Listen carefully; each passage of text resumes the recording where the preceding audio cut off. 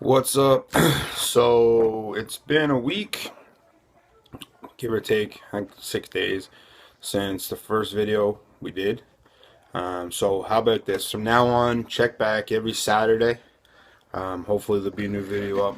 I'll do it either Friday night or Saturday, because then that finishes my week, and I start my new week on Sundays.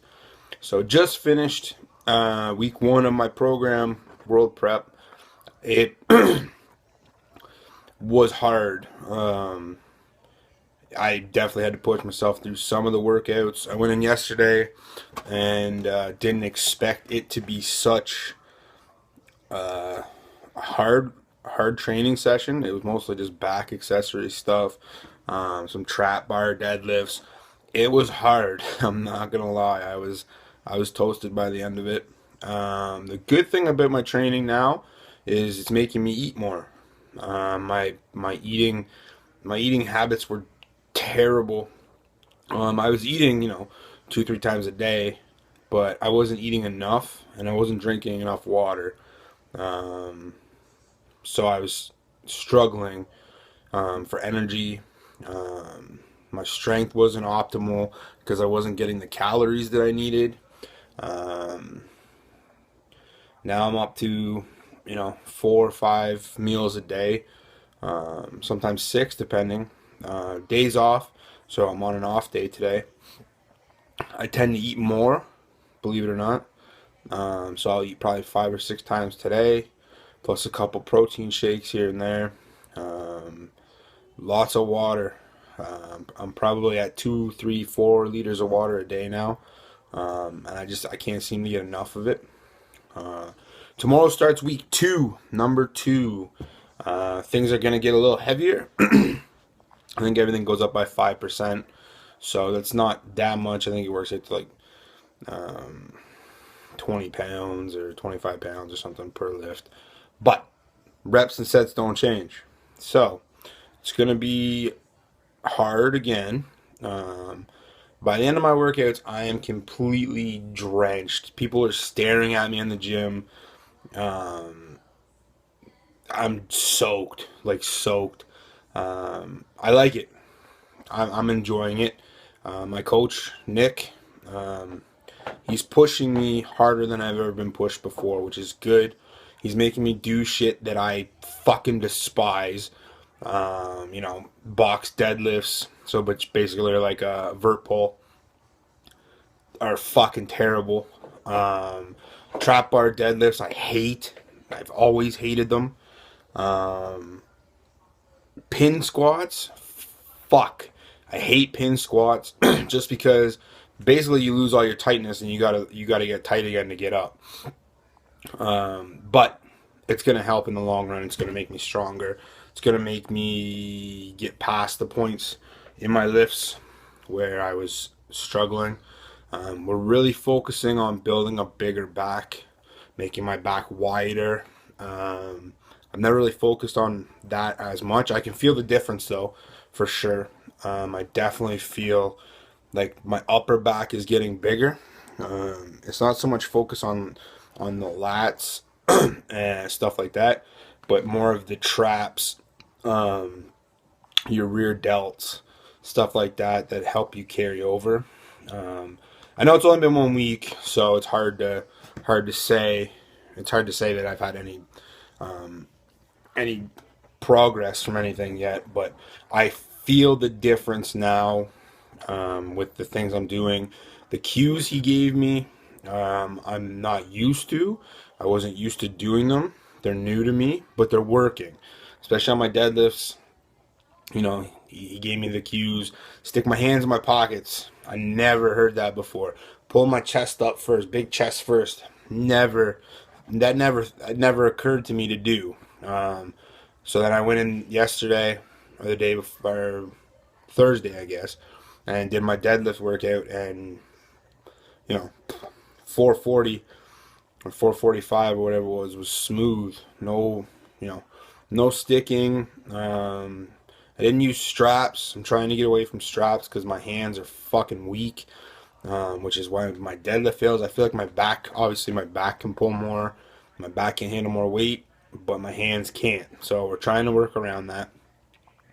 The cues for bench he gave me, you know, it's the same cues everyone else gives everybody else, but I've never had anybody to give them to me. And if you try to give someone cues the day of, so at a meet, if someone's like, "Oh, do this and this," that means fuck all to me now because I'm not going to do it. So you know, it's just normal things like pulling my shoulders into my hips, you know, trying to make the meet, getting my rib cage up, getting my chest up, you know, tucking my elbows in, flaring up at the top. It's working. I've you know, last week I think my set rep scheme was like 265 for 5 sets of 2. I've never done that. You know, I've never really attempted that. I was always like 2-3 for a couple sets and then go up. The biggest barrier I've hit already is taking days off. So obviously I used to always be 6-7 days a week, go to the gym, you know, lift heavy all the time. So it didn't matter if I went in with a program or a mindset that I was going to do, you know, 455 for 5 sets of 2. I'd get to 455, do 1 set of 2, and then say fuck it and go higher. You know, do stupid shit like that. This program's got me away from that. I have to do the sets and reps, just because I also have to do all the other lifts too. I'm not used to doing all 3. You know, I'm not used to doing bench, dead, and squat all in the same training session. That's new to me. It's pushing me past barriers that I had that will hopefully get me further along with my total. So yeah, with that being said, tomorrow starts week 2. So what I'll do is next Saturday, hopefully Saturday, Friday maybe, I'll post a 3rd video for this you know, 10-week video log, and we'll go over my week 2 shit, how shit went, how my week went, stuff like that. I do have some questions. I got just a fucking retarded amount of questions after I posted the video. Some from Facebook. Some people text me and ask me some shit. So I'm gonna touch on some of them today. We'll save some for next week, and then if there's more, hopefully there's more. So that means motherfuckers are watching. Then we'll just kind of catch up eventually. So some of the questions I got today were breaking through sticking points on your lifts. Can you do it? Is there a way to do it? How do you do it? Personally, I know where I stick. Now, with that being said, I've never taken the proper steps to get past it. I am now, because my accessory lifts, like my speed and my volume lifts, are gonna push me past that. So things like pin squats. If you squat, put the pins at parallel, squat down, let all the tightness out, and then try to stand back up, that's gonna eventually carry over for me to getting out of the hole. And that's where I used to stick fucking terribly, was out of the hole. Now I stick about, you know, halfway up, 3/4 way up, because I lose my back tightness and I kind of fold. So pin squats are good. Different things. I was a firm believer for a while in unracking super heavy weight. So even on squats, unracking like 675, 700, whatever the bar would handle, just unrack it and stand there with it. Unfortunately, at Good Life, you got to walk the bars out, which is a little bit more dangerous. But I found if I did that and then I dropped my sets back down, dropped the weight back down for my working sets, it wasn't as bad. There's another train of thought to do it for bench. So you load your working weight, you do a set, then you add a 45 to each side, unrack it and hold it for like 15-30 seconds, put it back and immediately do your next set. That is supposed to train your central nervous system to get used to heavy weight. Certain things like I hate them, but pin deadlifts from pins If you do them properly, it's not such a big deal. If you're a dickhead and you slam the fucking bar on those pins and warp those fucking bars, then you're an asshole. But if you do them and you put it down, you don't drop, you don't slam it, you can work your way from your, I say knees, all the way back down to the floor with the same weight. It all depends on where you stick. Some people stick at lockout. Then, there's certain things you can do for that. Band work, I don't believe in it because I don't fully understand how it works. A lot of people don't understand how much the bands do, how much the bands take away. There's a shit ton of videos online from other people. And I know there is because I looked them up on here, like on this YouTube, about sticking points. I think Mark Bell has a couple out. I'm sure Ed Cohen has a few out. Those are the guys to look at about sticking points. Box deadlifts too. I mean, I understand that it's a different lift altogether, but it gets you used to heavy weight. For me, this is all personal, remember. So for me, it gets me used to heavy weight on my back in the hole or at parallel and then stand back up. So, next question is, do pause squats, are they useful? Fuck pause squats. My coach is going to hate me for that, but pause squats suck really bad. It's just really, they're hard to do. They're hard not to drop too low into the hole and lose all your tightness. Also, some guys have a problem with the actual pause. I've seen guys post videos and pause squat. You're not fucking pausing. You're getting in the hole and standing back up. You're squatting. If you're going to pause squat, the best way to do it, and my buddy Justin Zodel, he has a bunch of videos of it on Instagram and Facebook, I think.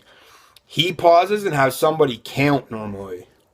So have another person with you if you train with someone. If you don't, on your own, then you got to do it in your head.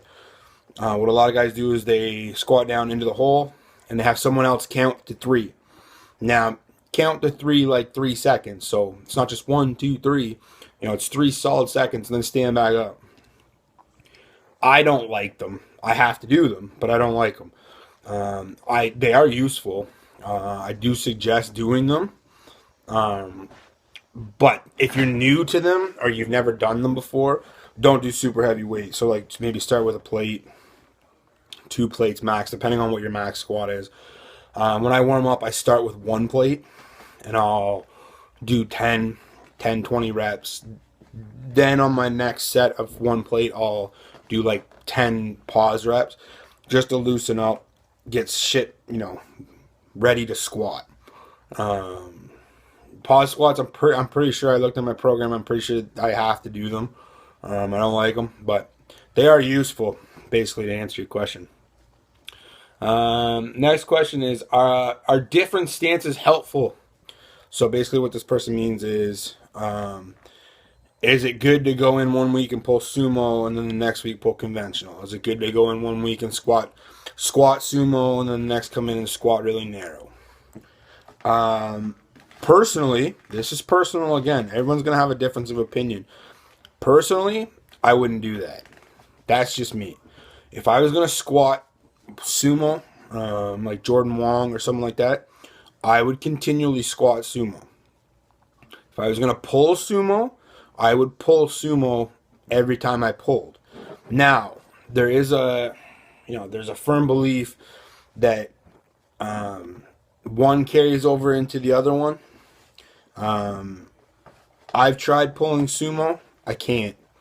I can pull, but it's not proper. I can't. My hips are too tight. My hips shoot up. I can't do it.